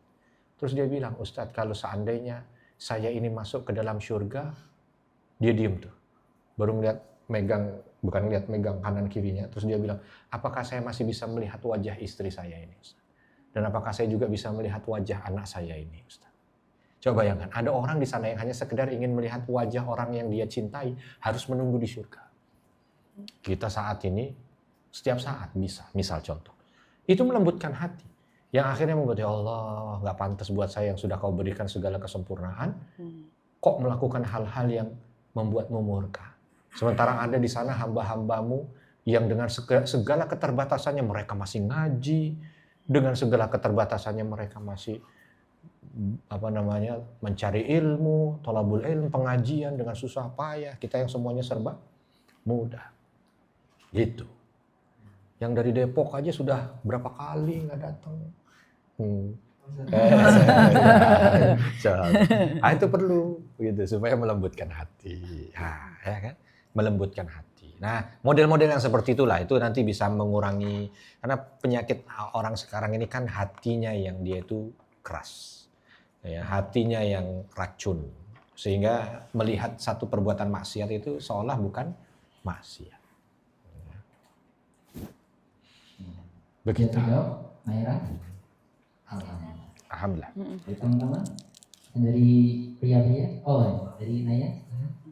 Kalau ini ada yang salah atau lebih Benar gak sih? enggak sih. Tapi aku pernah dengar kayak kalau sebuah dosa itu tuh ada konsekuensinya di dunia dan di akhirat, di dunia atau di akhirat gitu. Nah, kalau misalkan kita udah taubat, itu tuh yang dieliminasi itu cuman timbangan dosa kita aja di akhirat, atau konsekuensi di dunianya itu juga bisa jadi kayak nggak ada. Itu satu. Terus sama kemarin aku sempat dengar kajian ada konsep taubat, ada juga inabah. Kayak itu antara taubat sama inabah itu perbedaannya gimana, dan kayak Allah menerimanya itu gimana gitu, beda atau? Alvin dulu. Ya.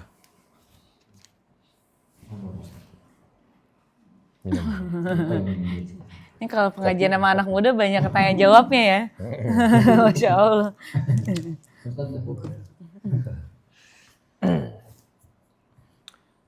Pertanyaan pertama apa? Kalau Dosa itu ada konsekuensinya di dunia. Oh, baik. Cukup. Jadi gimana kalau orang berdosa itu, apakah ada konsekuensi dunia akhirat? Seperti kalau di tetangga sebelah ada istilah hukum karma. Gitu ya. Kalau kamu durhaka sama orang tua, rezekimu seret. Nah, gitu. Di kita memang tidak ada secara langsung. Kalau orang itu berbuat dosa, langsung tuh ada efek duniawinya enggak? Efeknya yang jelas tadi berdosa. Tapi Allah Subhanahu wa taala menyampaikan orang yang berbuat dosa itu perumpamaannya seperti orang ka'an nama yasa'adu fissam. Ya. Kayak orang tuh lagi naik ke langit. Gimana naik ke langit? Sempit gitu. Jadi orang naik ke langit tuh ada yang pernah daki Mount Everest? jauh amat. Belum ya? Nah, Gunung yang deket aja lah. Itu kalau naik ke sana, kalau sudah di ketinggian 5.000 meter, 6.000 meter masuk ke 7.000 meter, orang nggak bisa nafas. Harus dengan bantuan oksigen. Kenapa? Paru-parunya sempit, jantungnya sempit, tekanannya tinggi.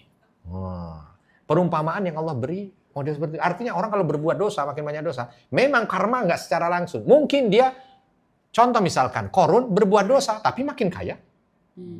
Firaun berbuat dosa, makin langgeng kejayaannya.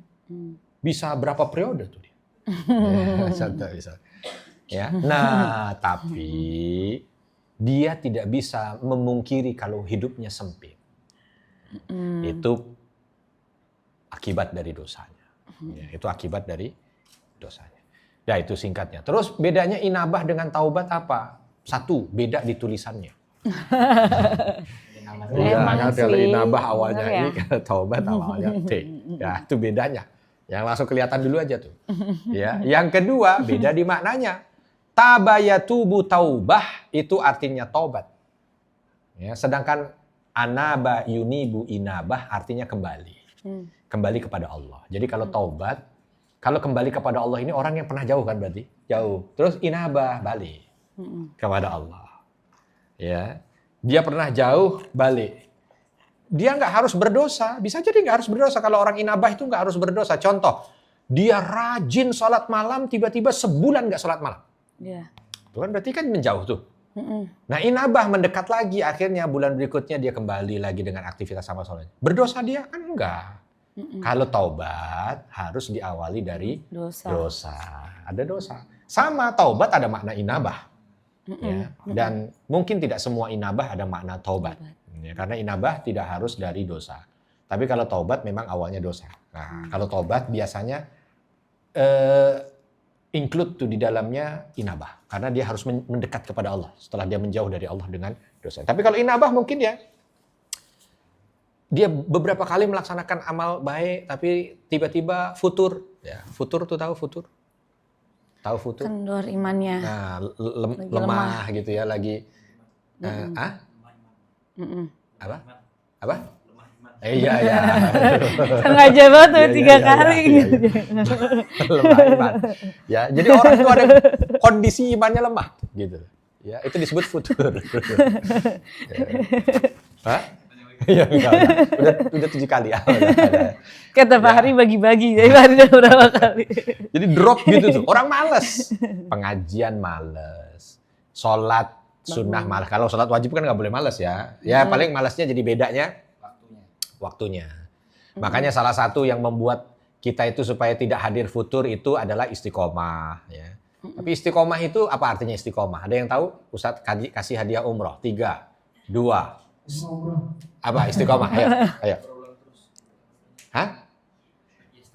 Iya, betul. 50%. Jadi baru sampai bandara di sisanya bayar sendiri. Ya. Jadi kalau namanya istiqomah itu, ya, ada orang mengartikan begini. Istiqomah itu konsisten berbuat baik. Kalau Ustaz nggak setuju. Istiqomah itu bukan konsisten berbuat baik. Kalau konsisten berbuat baik, itu stuck. Contoh misalkan, dia sholat duha, 2 rakaat. Terus begitu ada kelapangan, ya udah 2 rakaat juga. Yang penting kan istiqomah. Salah. Istiqomah itu lebih pada konsisten melakukan perbaikan. Nah, itu istiqomah. Bukan konsisten melakukan sebuah perbuatan baik, tapi lebih pada konsisten melakukan perbaikan. Nah, jadi misalkan kalau sekarang ini kemarin sholat tahajud 4 rakaat.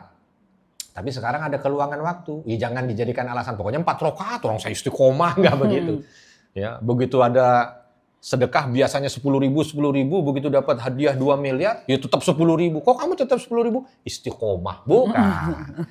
Istiqomah bukan hanya sekedar konsisten melakukan perbuatan baik, tapi istiqomah itu konsisten melakukan perbaikan. Ya kalau umpama dia lagi dapat banyak perbaikan, lebih bagus lagi. Nah, begitu. Ini materi bulan depan. Bagaimana menjaga konsisten. Ditunggu posternya. Ditunggu posternya. Sama posternya. Gitu. Dari teman-teman, tadi sudah terjawab ya? Ada yang belum terjawab, Jadi, Nek. ada yang ingin masih Tadi. garawan? Ada yang mau tanya lagi? Iya, laki-laki ini belum. Ada. Baik. Ya. Gazel? Boleh dulu Ustaz? Ya, ya. Jadi Sebelumnya Gazel. Gazel berarti lagi liburan? liburan Liburan. Berapa lama? udah dari 6 Agustus kemarin Sampai tanggal 25 September nanti. Oh, jadi nggak selama-lamanya ya? Kan belum kelar Oh, kuliahnya. iya. Kasihan Iya, iya, dong, benar. kalau Oke, nggak oke. selesai dong. Ya, ya. Ya, jadi ini menurut aku salah satu dosa yang kadang kita tidak sadar melakukannya dan itu suzon terhadap orang Ustaz. Mm-mm. Bagaimana cara kita cara mengurangi Suuzon. terhadap seseorang. Hmm. Apalagi terhadap seseorang yang lebih tua atau seseorang yang lebih tinggi daripada kita, karena kan kita bertemu pertama kali gitu. Ya. Terus kita jadi nggak enakan sama orangnya karena kita langsung berpikir, ah ini orang nanti bakal begini, gitu. Itu kan Iya. suzon gitu. Ya. Yang pakai ini nunjukin kalau saya. Memang kan lebih tua ya. Lebih tua Jadi jangan-jangan dia jadi MC ada apa-apanya gitu ya. Oke. Suuzon. Ini gimana nih cara ngurangin suuzon? Yang pertama, suuzon itu letaknya di pikiran. Ya. Maka karena ini letaknya di pikiran, ya kita harus mengendalikan pikiran. Ya. Beda nanti kalau umpama dosa yang letaknya di mata, dosa letaknya di tangan, dosa letaknya di kaki, kendalikan pusatnya. Tapi kalau suuzon ini letaknya di pikiran. Lalu bahasa ininya mungkin hati gitu ya. Nah, kita tinggal mengendalikan itu. Mungkin ada orang-orang itu ketika dia suuzon ada traumatik. Ya. Contoh misalkan setiap ketemu orang selalu dibohongin, setiap ketemu orang selalu dibohongin. Karena sudah beberapa kali dibohongin membentuk pikirannya. Membekas trauma akhirnya. Sehingga ketika ketemu orang jangan bohong.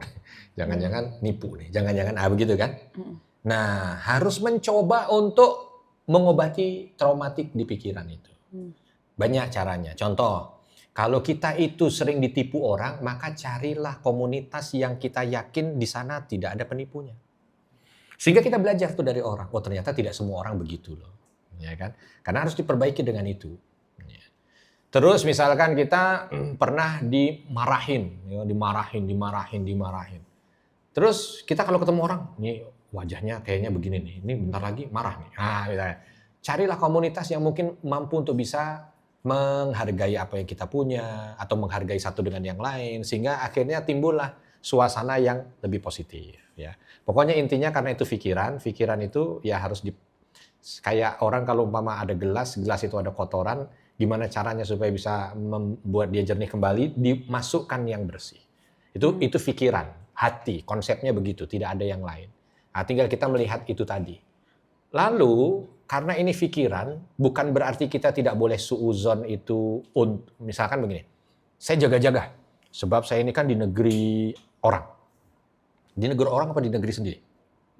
Di negeri orang kan? Nah, gitu ya. Di negeri orang yang kita mungkin ngelihatnya, nih makanan pasti mungkin jangan-jangan mereka, gitu kan? Itu bukan suuzon, itu mawas diri. Kalau mawas diri nggak ada salahnya. Di tempat umum yang kita tahu, misalkan ini daerah ini pencopet semuanya, langsung pegang nih. Itu bukan suuzon, itu mawas diri. Beda antara suuzon dengan mawas diri. Kalau mawas diri itu hasilnya positif. Tapi kalau suuzon itu inputnya negatif. Ya. Nah, kalau mawas diri itu berdasar pada fakta, data ilmiah. Tapi kalau suuzon itu berdasar pada hanya sekedar prasangka. Jadi kita harus lihat, kalau hadirnya itu hanya prasangka saja, apa segala macam, hati-hati. Sebab ini racun, kalau kita ikutin, dia akan membunuh kita. Jadi kita harus tahu dulu nih, ini masuk ke pikiran. Kita seolah ada barrier. Kita diminta untuk punya sekat. Langsung kita tanya, ini fakta atau prasangka? Kalau ternyata fakta, memang kita berada di daerah yang bukan muslim, makanan banyak yang disembelih dengan tidak cara halal atau ya sudah kalau fakta kita mawas diri. Nah, itu fakta. Tapi kalau misalkan kita melihat seseorang lalu di sini ada sesuatu yang terbayang dan itu buruk dan kita tidak tahu apakah itu benar atau tidak, itu prasangka. Nah, yang seperti itu jangan diikuti. Gimana caranya? Kasih yang positif. Contoh, ketemu Mas Fahri. Kayaknya orangnya nih Enggak. Nggak ada. Kayaknya mau ngutang nih. Iya, ada kemungkinan. Contoh. Lu jangan-jangan. Langsung dilawan nih dengan yang positif.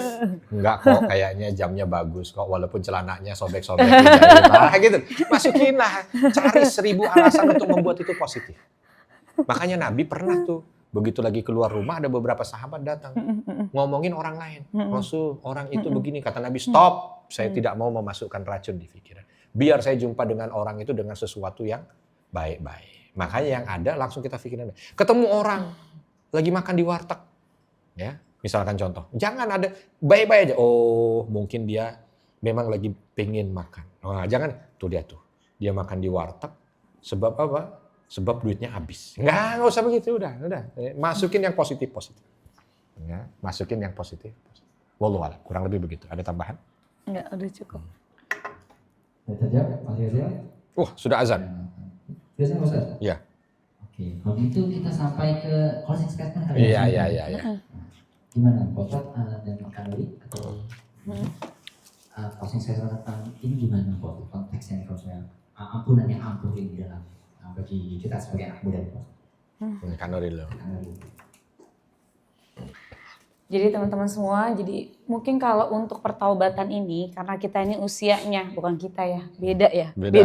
Beda dia Gen Z, kita milenial. Wes, kita milenial. Iya. Saya milenial. Kadang-kadang kalau yang masih umur 20-an, ya, itu masih ngerasa dirinya itu, umurnya saya masih panjang. Masih adalah mungkin harapan untuk nanti aja tobatnya. Tobat itu jangan nanti-nanti, teman-teman yang dirahmati Allah Subhanahu wa taala. Karena kita pulang dari sini dalam keadaan selamat apa aja nggak ada yang tahu. Jadi umur itu bukan masalah nominalnya, umur itu masalah takdir dari Allah Subhanahu wa taala. Dan takdir tentang umur itu rahasia Allah Subhanahu wa taala.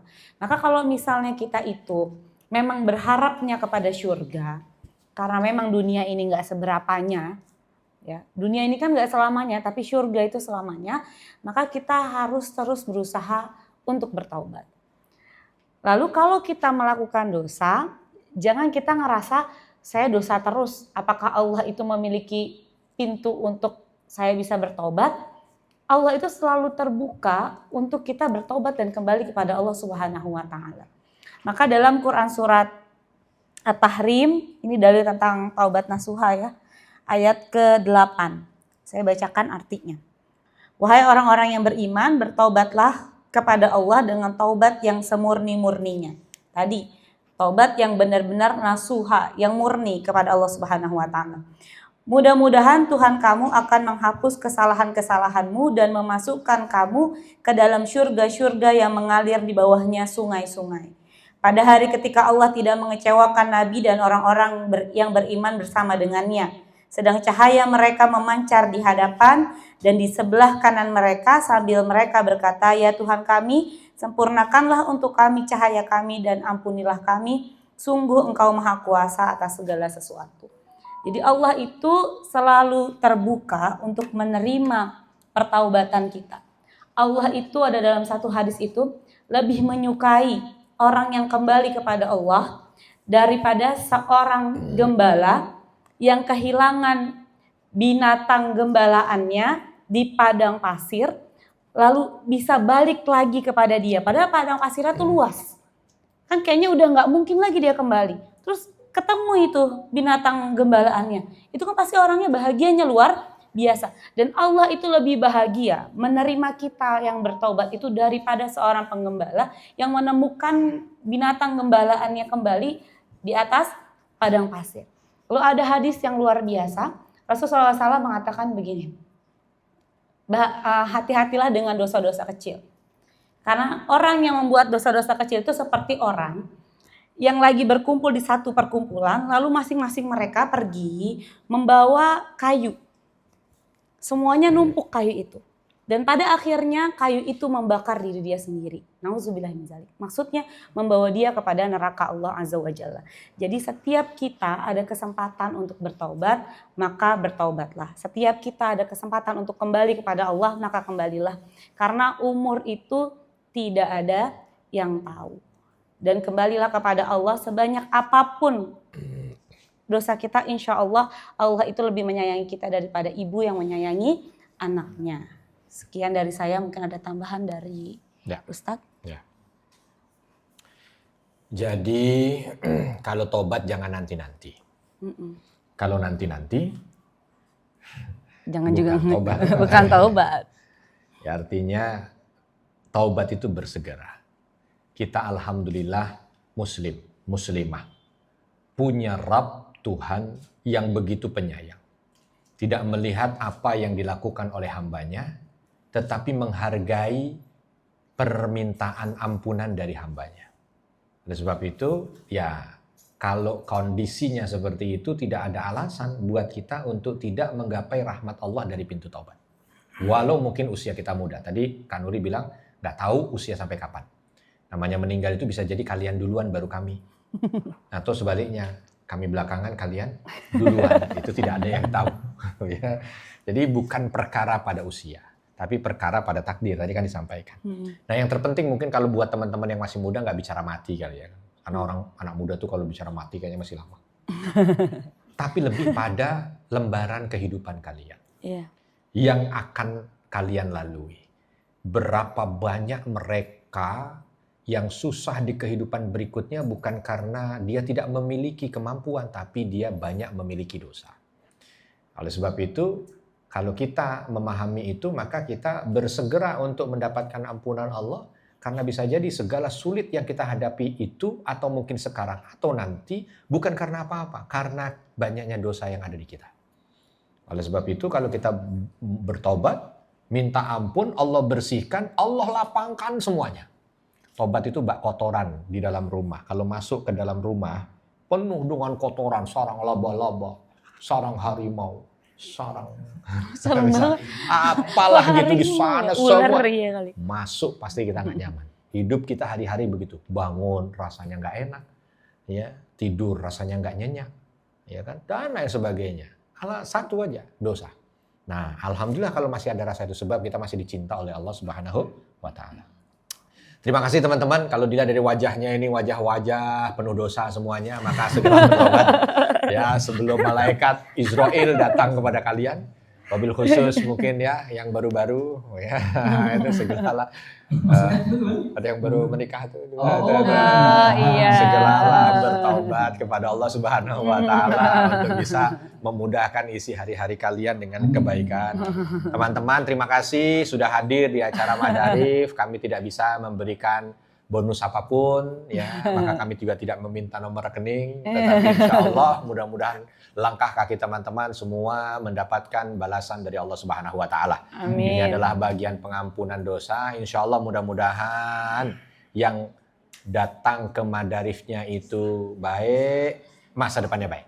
Amin. Yang datang ke Madarifnya nggak baik, Allah mudahkan baik. Amin. Oh kenceng ini, amin ya begitu. Sekian. Assalamualaikum warahmatullahi wabarakatuh.